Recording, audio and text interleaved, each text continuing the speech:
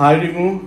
High. মত নিয়ে এলো মাহে রমজান, বরকত নিয়ে এলো মাহে রমজান। বাইরে ভাই এটাকে দেখলাম, ওনাকে চেনা চেনা লাগে তবুও চেনা। বছরে 11 মাস যাকে দেখি কক্সবাজার আর টিকটকে জ্বরে, তাকে হঠাৎ এর উপরে দেখে মনে হচ্ছে জান্নাত থেকে হুর নেমে আসছে।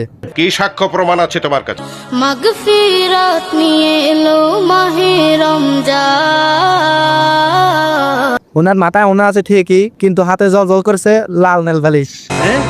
আমাদের আপু মনে হয় নতুন করে হাদিস বাইর করছে, যেখানে নেল পালিশ না লাগালে ইফতার জমজমাট হয় না। ঠিক বলেছো। সারা বছর যেসব ড্রেস পরে সমুদ্রের পাড়ে ঘোরেন, হঠাৎ পবিত্র লোক দেখে স্বয়ং আবু জাহেল কনফিউজ। বলছি এটা কি রমজান মাসের প্রতি সম্মান নাকি ভিউ বাড়ানোর নতুন কোনো ডিজাইন? সঠিক বলেছেন। পাবলিক বলছে ওরা নাকি 12 মাসে 13 রোগ। আমরা জানি বাংলাদেশে 6 ঋতু, যদিও বাংলাদেশে 6 ঋতু, কিন্তু আমাদের ইনফ্লুয়েন্সারদের ঋতু তো একটাই, যখন যেটা ট্রেন্ডিং সেটাই কন্টেন্ট। আর যেহেতু রমজান মাস চলছে, তাই এখন তসবিহ আর ওড়না। কাল আবার যখন দেখবেন ঈদ আসবে, তখন আবার সেই পুরানো রূপে ব্যাগ। আমি বিশ্বাস করি না। বিশ্বাস হয় না? বিশ্বাস না হলে আপনি ঈদ পর্যন্ত অপেক্ষা করুন। আমার মাফ করে দেন হুজুর, আমার ভুল হয়ে গেছে। দেখুন, রমজান মাসটা হচ্ছে আল্লাহ সন্তুষ্টির জন্য এবং আল্লাহকে খুশি করার জন্য। সেটাকে ভিডিওর কন্টেন্ট বানিয়ে টল হওয়াটা মনে হয় যে এখনকার ফ্যাশন। আস্তাগফিরুল্লাহ, আস্তাগফিরুল্লাহ। নেক্সট টাইম যখন এভাবে পবিত্র লোক নিয়ে আসবেন, তখন হাতের নেল পালিশটা একটু রিমুভ করে আসবেন।